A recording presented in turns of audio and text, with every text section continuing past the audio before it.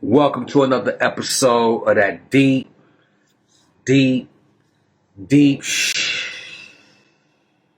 where we connect the dots. And on today's episode, we're going to talk about the shadow. What is it? Why is it? Where is it? When is it? And some theories to kind of throw out there. Let's get it.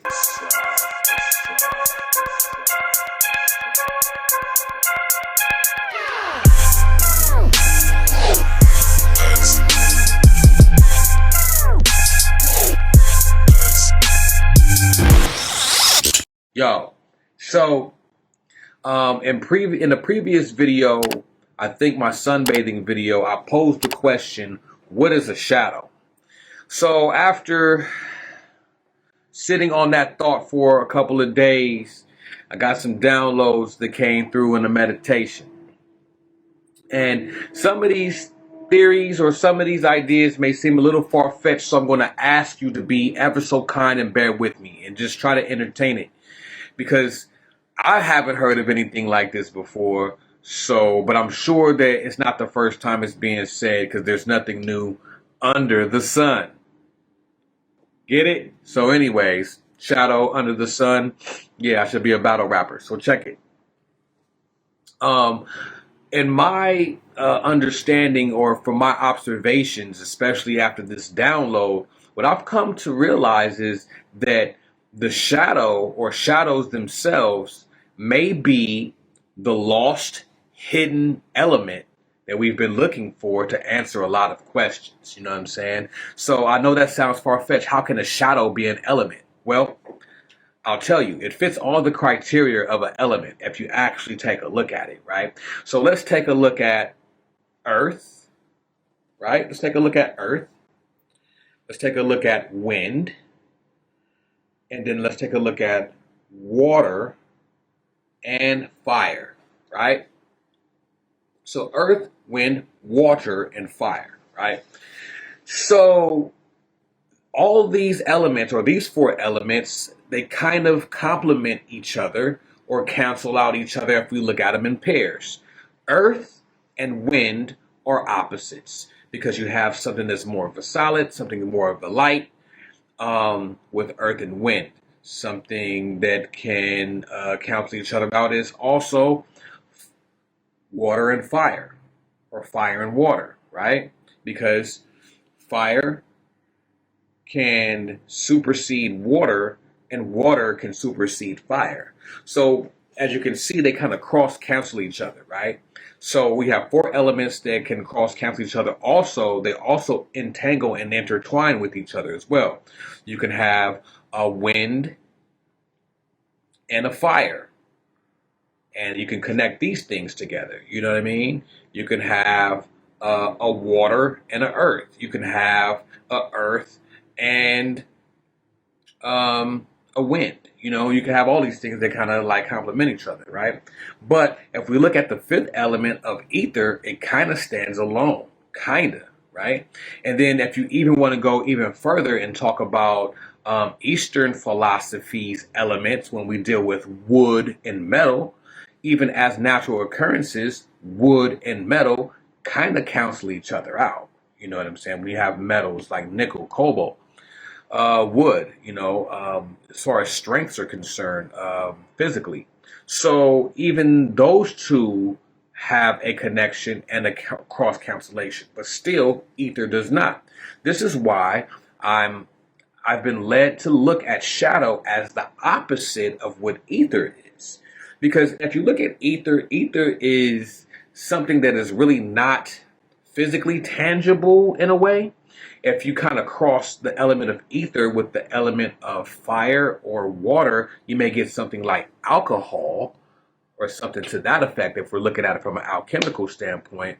But ether itself, as it being spirit, teetering on light, it's not really something that's tangible. And the only reason why I say light is because we oftentimes connect spirit or soul with light as well.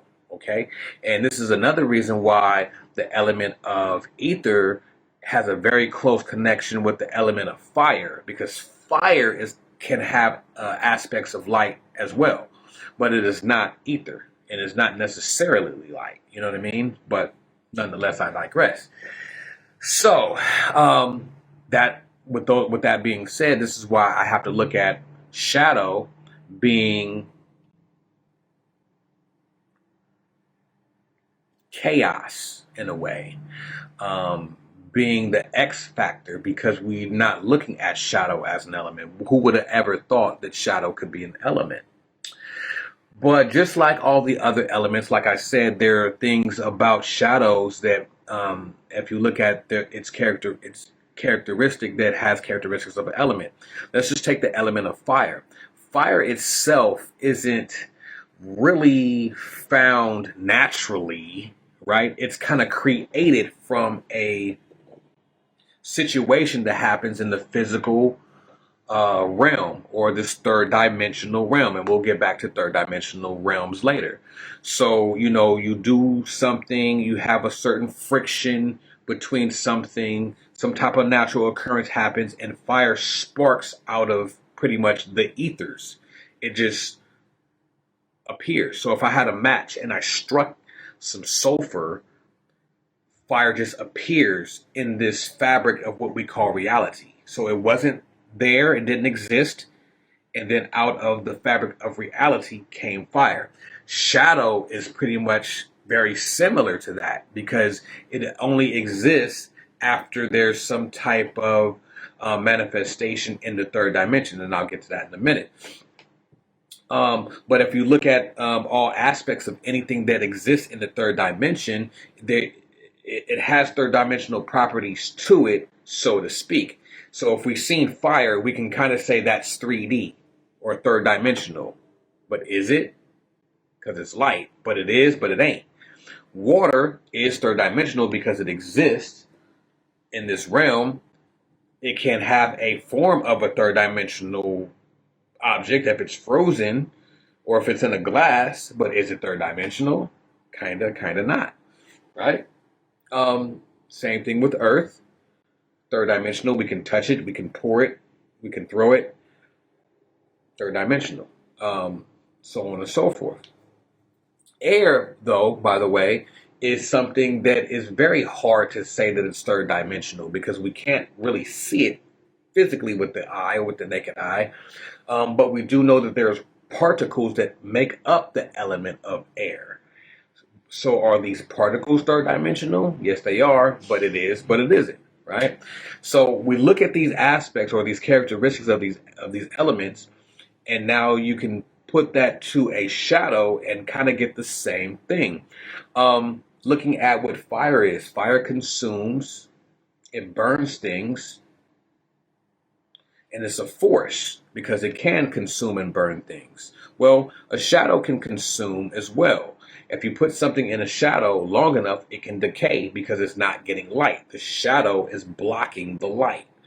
You see what I'm saying? So it can decay things, just like how water can erode, just like how air can knock over things. So it has the same element or the same characteristics as elements if you really, really think about it. And I'll go into it a little deeper a little later in the video. So how does a shadow get created? A shadow gets created, just like how fire gets created, by situations that happen in the third dimension. Now let's talk about dimensions. Okay, so 0 dimension, that's where God dwells. We'll say God dwells in a 0 dimension. First dimension. First dimension is the realm of consciousness. Okay. Second dimension, the realm of the movement of consciousness, and we'll call that thought. Third dimension is the manifestation of the physical realm of the consciousness, right? So you have third dimension. But if we want to break it down scientifically, we can put this, and I use this a lot when we have the diagrams of the X, Y, and Z axes, where you have a width, a height, and a length. This is third dimensional as well. This is how we do it scientifically. When you have a width, a length, and a height, you'll have something in the third dimension. So this is a third dimensional object.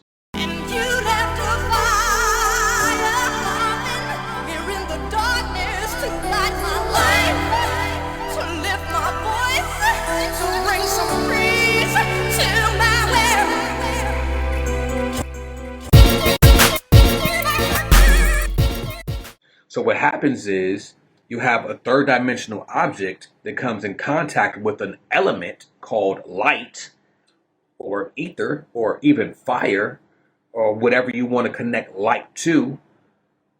An element gets connected to an object, or we'll say an element gets connected to three dimensions. We'll just say three dimensions because we have to start thinking metaphysically to understand metaphysical concepts. You can't think um, mundane to try to understand God. I'm only using that as an example because you can't understand what God is, and in this reference, we're saying understanding that God is everything, or the Creator is creation itself. You can't understand it without thinking outside of the box. You can't go off of what they taught you in school, but you can use it though. You know what I'm saying? So, nonetheless, I'm digressing. So, when you have the element connected with dimensions, then you have a shadow because it takes a light to shine on an object that's third dimensional to cause a shadow. Now you have created something. What is a shadow? It's created. Now it exists. You know what I'm saying? It's ironic that we're using the elements and dimensions to create something that's an element and dimension. Same thing with fire. It comes out of a dimension, but it's an element. Same thing with a shadow. It comes out of a dimension and it's an element. You know what I'm saying? Um, so let's look at this. And then here's another thing, right? That's really interesting. So if you look at my shadow on the wall, right? You look at my shadow on the wall, right? It's moving, right? Am I creating this? Is it alive? Is it something different other than me? If it start moving in a different manner than what I'm doing, wouldn't that be some shit, right? Wouldn't that be some fucking shit? Yeah, but we've seen this before, and we've heard of this happening before. You know what I'm saying? Um, when we deal and we see shadow beings, right? When we see shadow beings moving out the corner of our peripheral, when we're in a meditative state and we're uh, connecting with ancestors or connecting with some other sources in the forms of shadows. This is what I'm saying, that even the realm of shadow, it has the same characteristics as any other element because as we look at each element as being an elemental itself or a gateway, um, or a conduit for other sub ancestral groups to communicate. We see that. We see ancestors communicate through air. We see the interaction through the ancestry through air. We see the interaction through the ancestors through fire. We see the interaction through the ancestors through water. We see the interactions with the ancestors through earth. We see interactions with the ancestors through shadow or beings or something else other than our perceived perception. That makes no sense, but from our perceived knowing. You know what I'm saying? And a lot of times they communicate through shadow. You yourself have a shadow. This is what you start talking about, shadow work or the shadow self. This is something, it is somewhere, it exists. It's something that it's an existence of something. It's a realm, it's an element, it's a dimension. Just like all the others, there's a dimension of earth, there's a dimension of water, there's a dimension of air, there's a dimension of fire. Same thing. Now, how to tie this all together so it does kind of make sense cohesively, right? Cohesively. So, if we look at shadow being the opposite of um, ether, we have to give shadow a little bit more traction than just calling it shadow, because really, what shadow kinda is on a bigger scale is it can be looked at as melanin. It can be looked at as space because space is the greatest shadow ever, right? And not even looking at space as the black jelly that we see at night, but space is a dimension itself. This is how we know that shadow is an element or a dimension or both, because space itself is a dimension. Space and time is what we call the fourth. You see what I'm saying? So shadow ultimately is space, right? And space is ultimately, mundanely spoken, to be darkness, right? Because out of darkness comes the light. So that darkness is what shadow is. But if we had to really sum it up beyond ultimately, or uber ultimately, it's chaos. So the things that we call shadow is just glimpse of chaos seeping through to our perceived experience. It's chaos. This is why it changes things. Shadow changes things. Another example of this is like if you're ever so fortunate enough to observe a total eclipse. That's how deep shadow is. When you look at the celestial bodies, when they cause shadows, like how the moon causes a shadow on the earth, that's what an eclipse is. If you looked on the ground during an eclipse, you'll see these light squiggly sperm looking things. These things are traveling inside of the shadows. So shadow is chaos. It's a whole realm that we haven't really dug deep into. And this is just me just introducing it, or introducing my observations or my downloads and sharing them with the class.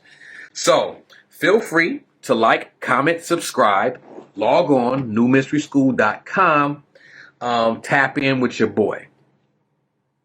All right, so we're going to leave it there. I done ran my mouth for a good 17 minutes now, man, and I hope I didn't lose y'all. And if you have any thoughts or anything to chime in or to add to this video, please do so in the comment box below. If you don't agree, you can do whatever you want and leave your comments in the comment box below. I would tell you to thumbs up the video, but if you really feel so strongly, because there's a person who does feel strongly about thumbs downing my videos, and that's okay, because you have all the right to do that, bro. And I kind of figured out who it was, so it's cool. If you feel that strongly, you can disagree and dislike. But I'm just saying, if you're going to disagree and dislike, add to the conversation so we can all learn. All right? So with that being said, I'm gone.